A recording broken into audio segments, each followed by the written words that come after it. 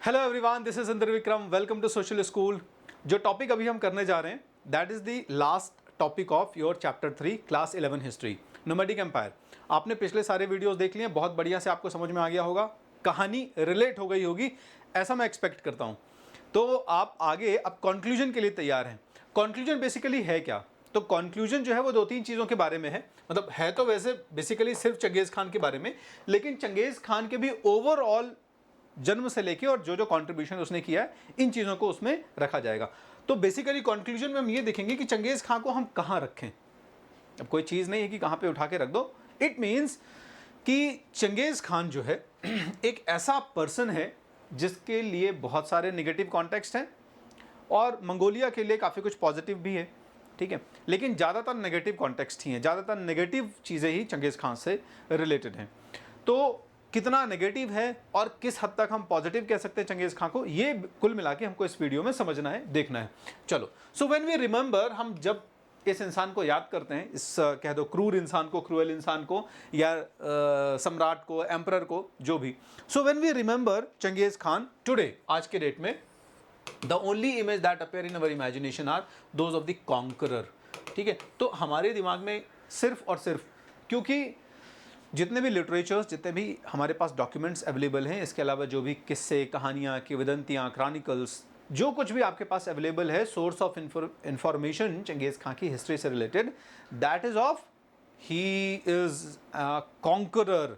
यानी सिर्फ और सिर्फ क्या था कि उसका काम था अटैक करना, इन्वेजन्स करना, ठीक है, और आक्रांता के तौर पर, इन्वेडर के तौर पर उसको ज़्यादा याद किया जाता है। तो उन एरियाज़ को कब्जा करना, वहाँ पर जीत हासिल करना, तो सिर्फ जीत उसके दिमाग का एक फोकस पॉइंट है और उसी के थ्रू उसके सारी जो चीज़ें हैं वो ड्राइव होती हैं। तो कुल मिला के इस तरीके से है, कॉन्करर की इमेज जो है वो बनी हुई है दुनिया में। और अपने कॉन्कर्स, जो कॉन्क्वेस्ट्स हैं इसकी, इन कॉन्क्वेस्ट्स के दौरान he proved that he is very very very dangerous person. आपने पूरा चैप्टर पढ़ लिया ना, और चैप्टर पढ़ा होगा तो याद है ना आपको कि when Genghis Khan is invading particular territory, what kind of notion is there, क्या नोशन है वहाँ पर, या मतलब वो how he is portraying himself, कैसे वो पोर्ट्रे करता है अपने आप को, कि मेरे आने का मतलब ये है कि आपके ऊपर जो भगवान है उनका कहर टूटा हुआ है, आपको आपके जो मिसडीड्स हैं, बुरे कर्म हैं, उनकी पनिशमेंट मिलने वाली है बेसिकली, इसलिए मेरा आक्रमण हुआ। याद है ना आपको वो स्टेटमेंट, जब हम सोशल पॉलिटिकल बैकग्राउंड जो है पढ़ रहे थे वहाँ पे, तो इंट्रोडक्शन वाला पोर्शन जब हम पढ़ रहे थे, तो इंट्रोडक्शन वाले पोर्शन में इस तरीके की बातें चंगेज़ खान करता है कि जब वो अटैक करने जा रहा है लोगों के ऊपर, तो वो क्या बता रहा है अपने आप को कि मैं, वो एक बॉक्स से आपने ध्यान दिया होगा अगर आपकी बुक पे, तो उस बॉक्स में जब वो बुखारा पे अटैक करता है तब वो इस तरीके के स्टेटमेंट देता है लोगों को कि I am the wrath of God personified, यानी ईश्वर का जो कहर है वही मैं अपने आप में एक इंसान बन के अगर आ गया है, तो चंगेज़ खान मानो, वो पूरा का पूरा कहर चंगेज़ खान है basically. So this is how he is portraying, and you can imagine कि what kind of image he wants, कि दूसरे लोग देखें, what kind of image he wants for himself, कि दूसरे लोग मुझे किस तरीके से देखें, कितना खतरनाक इंसान हूं मैं। तो लोग उसको आज भी बहुत कुछ उसी नज़र से याद करते हैं। लेकिन कुछ भी हो, कैसी भी सिचुएशन हो, कितना भी एग्रेसिव पर्सन हो, अगर हम मंगोल्स के पॉइंट ऑफ व्यू से देखेंगे, मंगोलिया के पॉइंट ऑफ व्यू से देखेंगे, तो 13वीं सेंचुरी के शुरुआत और मिड तक आते आते जो चंगेज़ खान है, ठीक है, he is doing something, you can say a very very great और commendable job for the Mongols. Why? क्योंकि मंगोल्स की कंडीशन अगर आप देखो तो Mongols are basically the nomadic people and they are roaming here and there in the steppe, ठीक है, उस स्टेपी रीजन में एक जगह से दूसरे जगह पर खाना बदोश जीवन, घुमक्कड़ जीवन जीते हैं, कोई भी ऑर्गेनाइज लाइफ स्टाइल नहीं है, आपस में ही लड़ते मरते झगड़ते रहते हैं, कुछ भी बिल्कुल परमानेंट सेटलमेंट के तो खैर दूर दूर तक कहीं से कहीं तक कोई इंडिकेशन ही नहीं है। उसके अलावा भी जीवन जो है बहुत ही रूडिमेंट्री तरीके का है, ठीक है, बहुत ही प्राइमरी लेवल पर है। ऐसा नहीं लगता कि अभी मतलब इंसान का जब एवोल्यूशन हो रहा होगा ना, तो ये लोग बेसिकली अभी भी एवोल्यूशन वाली फेज में समझ में आते हैं अगर आप देखोगे तो। लेकिन ऐसे कंडीशन में जो नोमैडिक लोग हैं, इन नोमैडिक लोगों को Changez Khan was the greatest leader, means for them Changez Khan is the greatest leader. Why he is the greatest leader?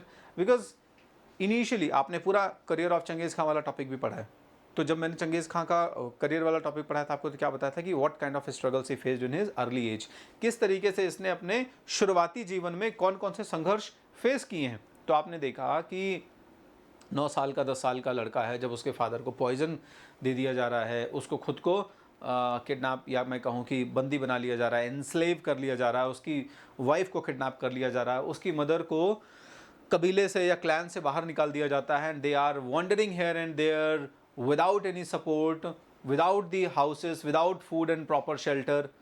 तो आप देख सकते हैं कि 10 साल की उम्र से 9 साल की उम्र से what kind of struggles he faced, कितने बुरे संघर्ष देखे इसने।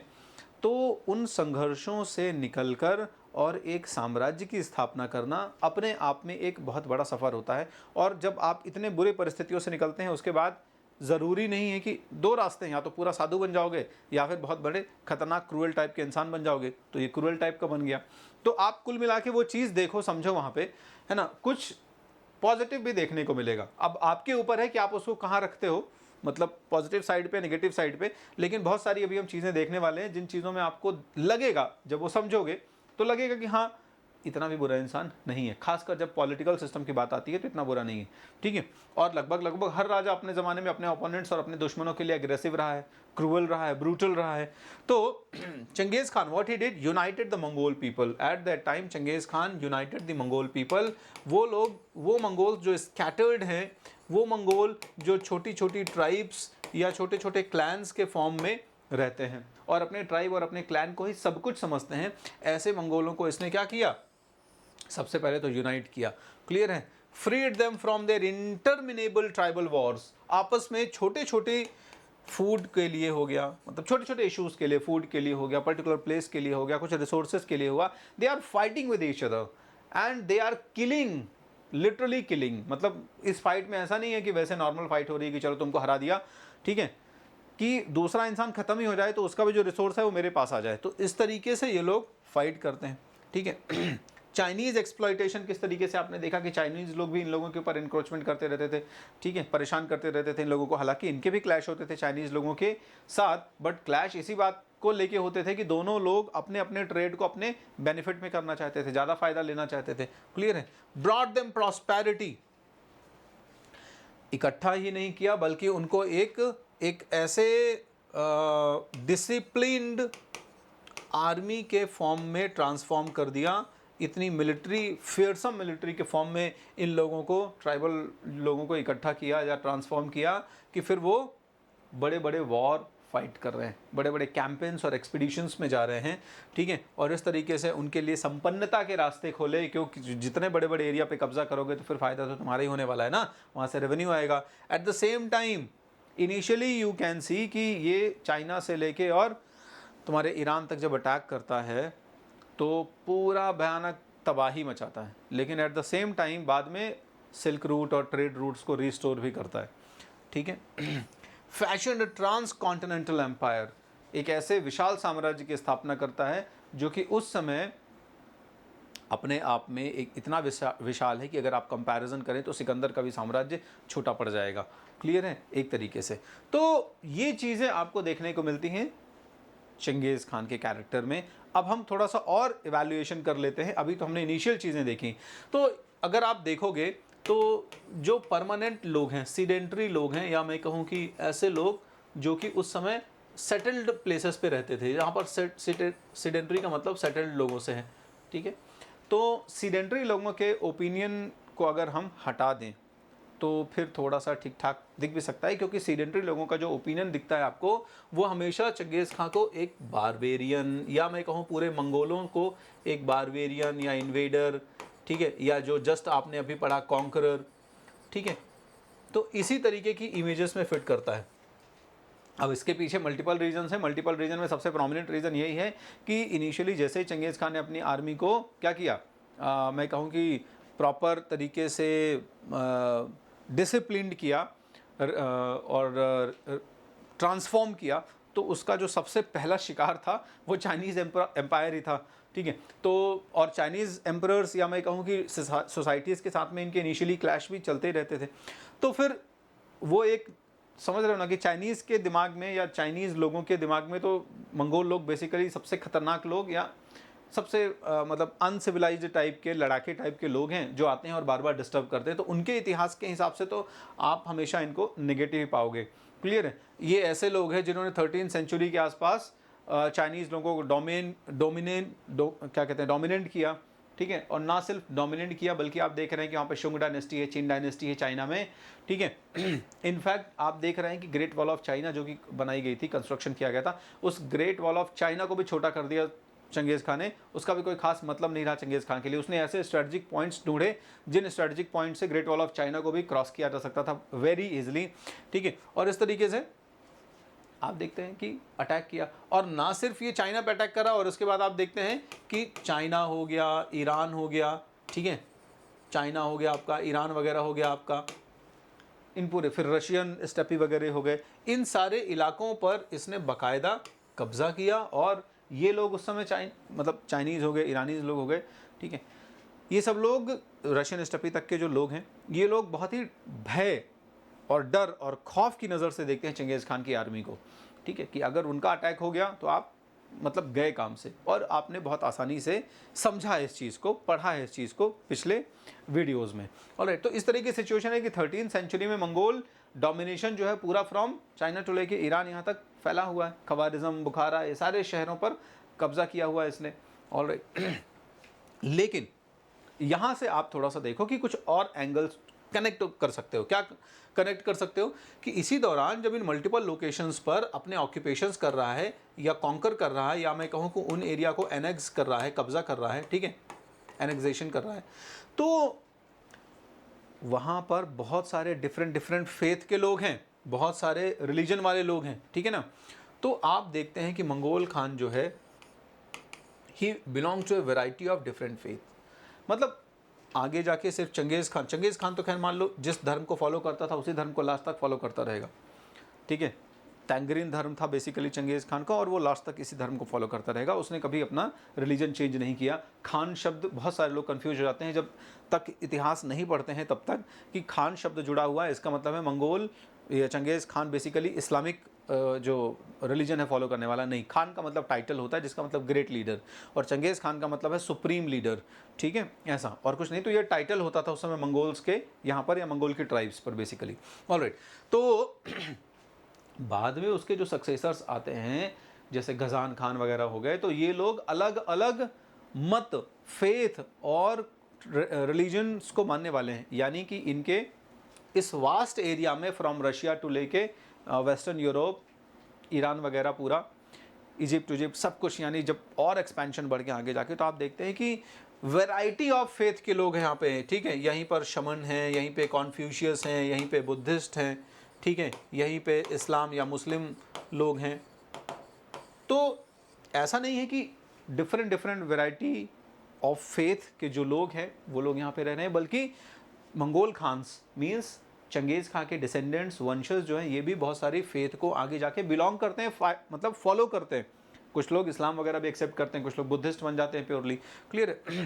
And then they recruited the people from various domains and various religions, ठीक है। आप देख रहे हैं कि डिफरेंट एडमिनिस्ट्रेटिव आर्म से, ठीक है, और डिफरेंट कंटिजेंट से इन्होंने रिक्रूटमेंट की है। ये रिक्रूटमेंट्स भी डाइवर्स रिलीजन से आती थी, डाइवर्स कस्टम से, फेथ से आती थी। तो वो वाली जो आइडेंटिटी है नोमैडिक वाली, कि भैया हमारी ट्राइब, हमारा क्लैन, दूसरा क्लैन या ट्राइब होना ही नहीं है। क्यों? क्योंकि जो मंगोल में बेसिकली जो उस समय ट्रेडिशन कल्चर चल रहा है उसमें क्या था कि रिसोर्सेज जो है वो हमारे कब्जे में होने चाहिए, और जब दूसरा कब्जा करने आएगा तो उसको मारना है। लेकिन मंगोल खान मतलब चंगेज़ खान ने इस चीज़ को बहुत अच्छे से समझा आगे जाके। इन मंगोल खान का मतलब डिसेंडेंट से है, और मैं चंगेज़ खान की बात जब करता हूँ तो स्पेशली चंगेज़ खान का नाम लूँगा। तो चंगेज़ खान और उसके बाद के मंगोल खान यानी डिसेंडेंट्स ने ये समझा कि अगर हम वही आइडेंटिटी लेके यहाँ भी रूल करेंगे तो it will be nearly impossible for us to rule such a vast empire. हमें थोड़ा सा कंपोजिट कल्चर को ध्यान रखना होगा, क्लियर है। तो उन्होंने आगे जाके ध्यान रखा, and they preserved, they protected the multi ethnism, multilingual, multi religious regime. आप देखते हैं कि आगे जाके क्या होता है। आपने बहुत अच्छे से देखा कि कुबलाई खान वाला और क्या नाम है चगताई खान, इन सब के, तो कुबलाई खान वाला एक बॉक्स दिया हुआ है जिसमें क्या देखा आपने, या शायद गजान खान का है, तो उसने आपने क्या बॉक्स में लिखा देखा है कि जब मंगोल आर्मी अटैक कर रही है, ठीक है, एक पर्टिकुलर प्लेस पे, तो वो गजान खान कहता है कि ठीक है, आपको अगर लगता है कि कुछ फार्मर्स, कुछ पीजेंट्स, कुछ लेबरर्स रिवॉल्ट करते हैं हमारे साथ में, स्पेशली फार्मर्स के लिए था ये, तो उनको आप मार सकते हो, परसिक्यूट कर सकते हो, किल कर सकते हो, लेकिन इतना ध्यान रखना कि कल अगर तुम अपने थालियों में, अपने प्लेट्स पे, अपने खाने की मेज़ पर अनाज चाहते हो, कि तुम्हारे पास पेट भरने के लिए सफिशिएंट अनाज हो, तो सोच समझकर किसानों के ऊपर तलवार उठाना। क्यों? क्योंकि जिन लोगों ने हमारे अगेंस्ट रिवॉल्ट किया और जिन लोगों ने नहीं किया, इसमें अंतर महसूस करना हमारी जिम्मेदारी है। वो लोग जिन्होंने हमारे साथ या हमारे प्रति क्या कहें, लॉयल्टी शो की है, या जो हमारे लिए हमको एक्सेप्ट कर रहे हैं, हमारी सुप्रीमेसी एक्सेप्ट कर रहे हैं, उनको हम लोग क्यों मारे? उनको तो हमें बाकायदे रिवॉर्ड करना चाहिए और उनको बाकायदा हेल्प करना चाहिए कि वो अपनी जो चीज़ें हैं उनको रिस्टोर कर लें और खेती वगैरह का काम तेज़ी से आगे करें। और जो लोग हमारे अगेंस्ट जा रहे हैं उनको हम डेफिनेटली मैसेज दें, बाकी लोगों के लिए भी एक मैसेज हो जाएगा और उनको तो किल करेंगे ही। तो ऐसे लोगों को आप परसिक्यूट करो, फाइंड आउट करो। ऐसा नहीं कि आपने एक तरफ से कत्लेआम मचा दिया और सभी लोगों को मार दिया। That is the wrong thing, ये एक गलत मेथड होगा। क्लियर? तो ये बहुत ही इंपॉर्टेंट मैसेज जाता है यहाँ पे। चलो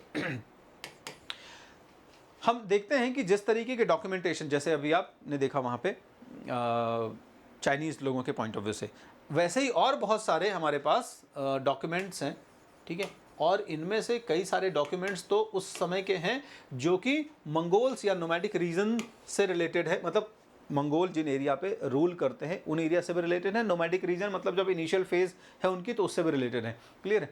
तो मंगोल फेज़ से रिलेटेड, जब मंगोल ने अपना एक्सपेंशन किया था, उस ज़माने से लेकर उनकी बिगिनिंग तक का जो डॉक्यूमेंटेशन है वो सारा कुछ अवेलेबल है। क्लियर है?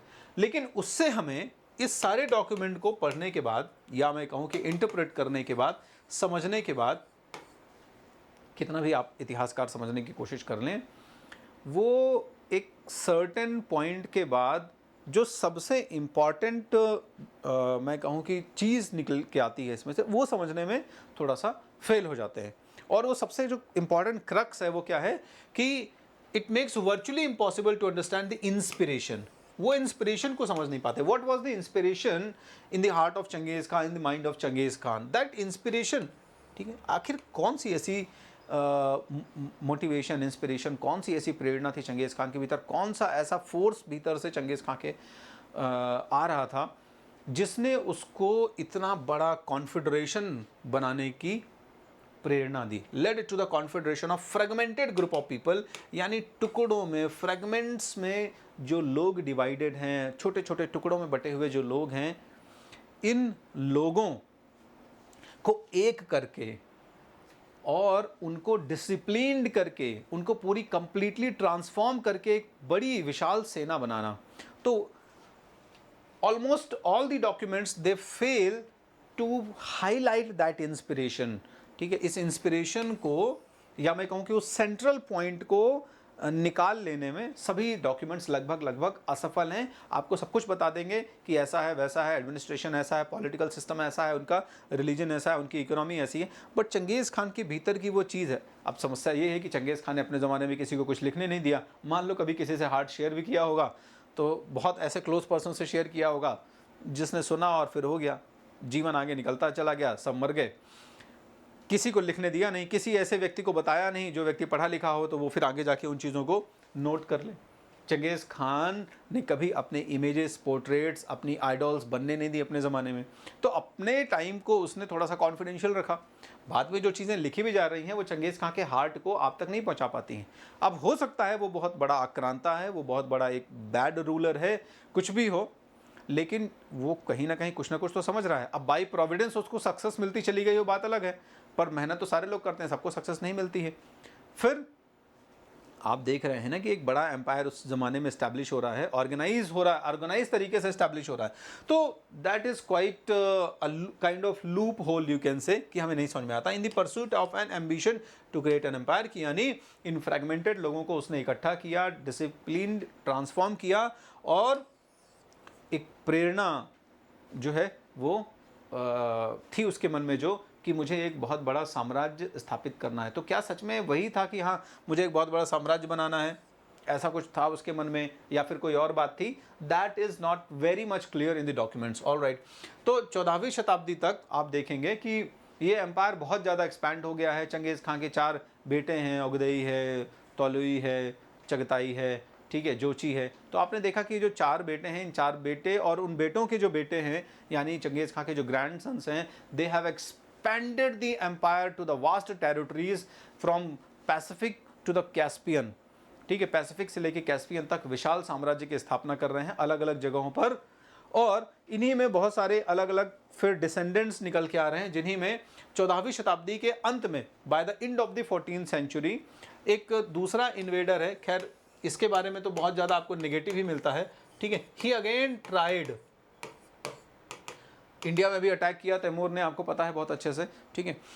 तो he again tried to reorganise the Mongol power, ठीक है। अगेन इसने कोशिश की कि जिस तरीके से चंगेज़ खान ने मंगोल्स को रीऑर्गेनाइज किया था, क्यों ना मैं भी उसी तरीके से मंगोलों को, मंगोल अब धीरे धीरे कम हो रहे थे, तो मतलब उतना ज़्यादा पावर, उतना ज़्यादा वो अब एग्रेशन नहीं बचा था। और उसका ये भी रीज़न है कि ठीक है, जीत लिया, रूल कर लिया, ठीक है, अब सब कुछ है ना, फिर सिविल वॉर भी हो गया इनके भाइयों के बीच में, ये सब भी कंडीशन है।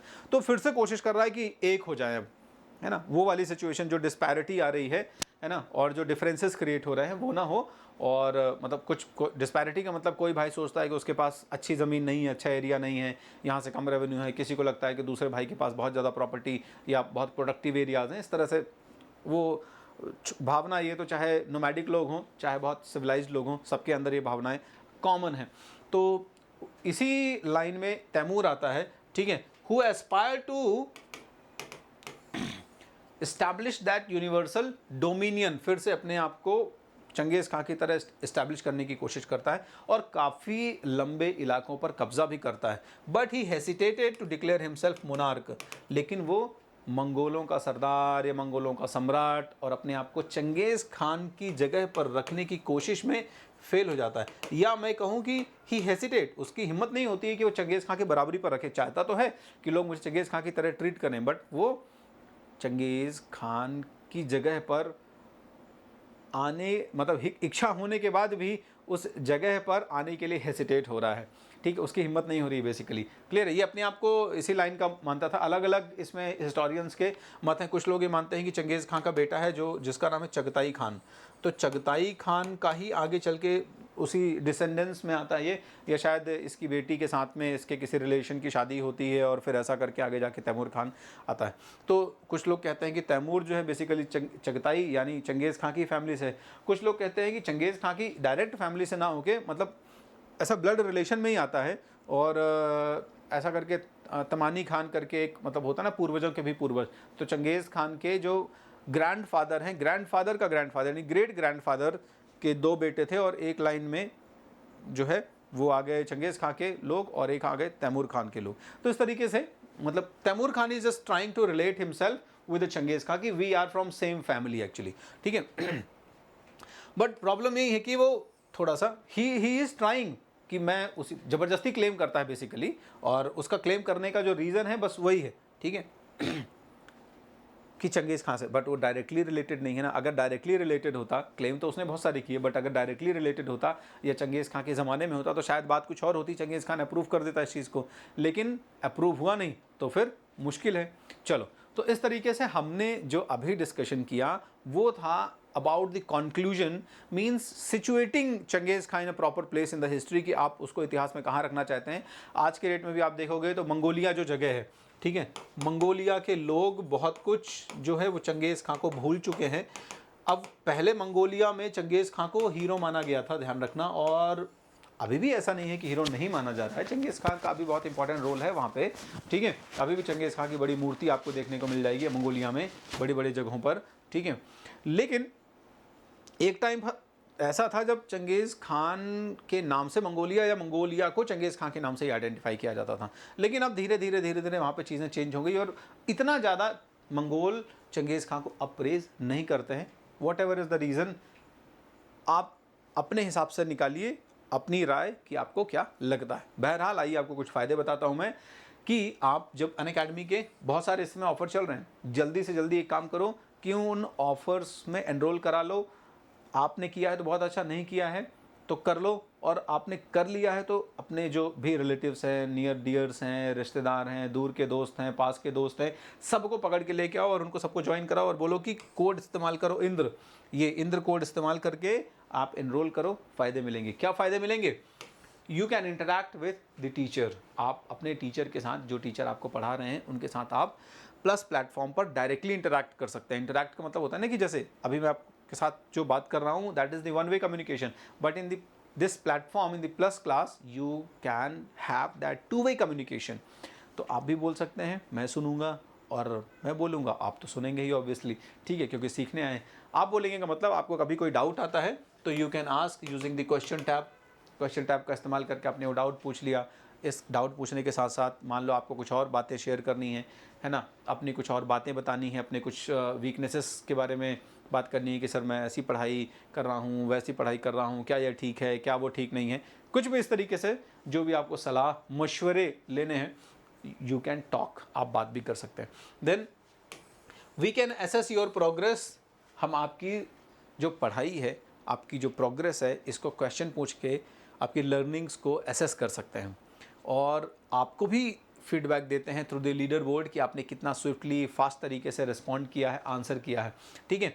And you have every week you have option to earn scholarship, ढेर सारे प्राइजेस होते हैं इसमें, प्लस एक बहुत बेहतरीन चीज़ होती है कि अगर आप स्कॉलरशिप जीतते हैं तो you can fund your studies as well. और ये सारे फ़ायदे आपको मिलेंगे जब आप प्लस क्लासेस पे आते हो, स्पेशली जब आप कोड इस्तेमाल करते हो। अगेन आई एम सेइंग कि use the code Indra INDRA and grab the benefits. You can also connect with us through the social school telegram channel for the latest update। जो भी लेटेस्ट अपडेट्स हैं उनसे related, पढ़ाई से हो गई, channel से लेके हो गई, या स्पेशल कुछ आ रहा है आपके लिए, वो सब कुछ आपको टेलीग्राम में यहाँ पे मिल जाएगा। तो इस तरीके से ये जो कंक्लूजन था, ये कंक्लूजन हम यहाँ पे कंप्लीट करते हैं। टाइमलाइन थोड़ी सी है, वो टाइमलाइन मैं अभी कवर करूँगा यहाँ पे, प्लस क्वेश्चन आंसर जो है इस चैप्टर के और पिछले कुछ चैप्टर्स के जो बचे हैं उनको भी कवर करूँगा। तब तक बने रहो सोशल स्कूल के साथ, अपना ध्यान रखो, बाय बाय।